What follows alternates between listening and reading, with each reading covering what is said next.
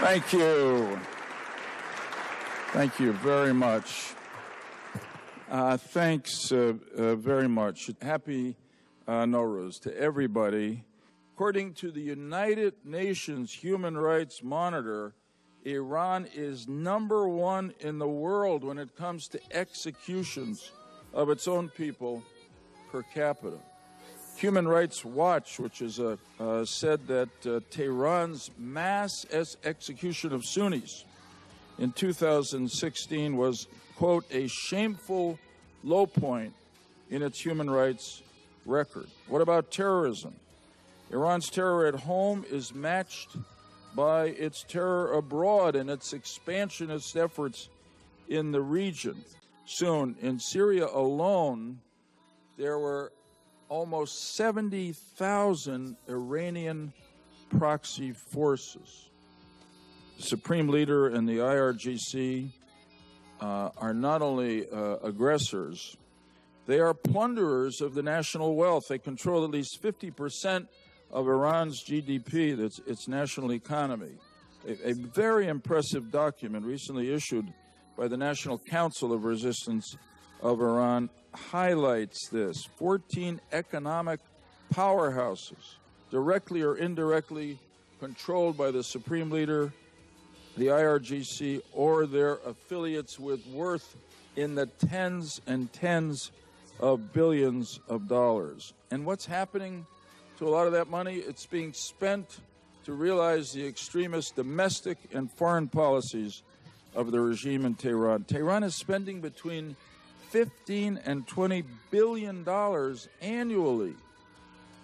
Money really that belongs to the people of Iran.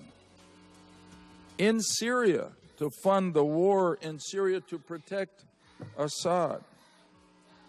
The IRGC Quds Force commander Soleimani spends billions of dollars in Iraq to fund the Shia militias and instigate sectarian violence, the same Shia militias who were responsible for the death of hundreds of American soldiers who served in Iraq.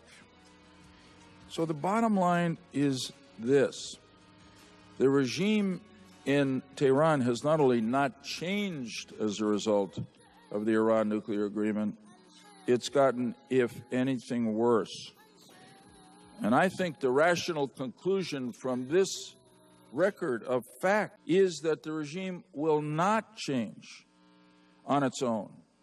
And in my opinion, therefore, the ultimate solution to this most serious threat is that we and our allies, working with the people of Iran, working with the National Council of Resistance and opposition groups in Iran, we must change the regime in Iran. That must be our goal. And so at the dawn of Nowruz, a new day, I want to say to you here today that history stands not with the regime in Tehran, but with the people of Iran. And I want to say also, in Tehran, every day brutally denies that truth and horrifically keeps those rights from the people of Iran. And why we must help the people of Iran rid themselves of the tyrants that now rule them. Together, the people of America and the people of Iran, with the help of God, will restore freedom and true greatness to Iran, and may it happen in this year. Thank you very, very much.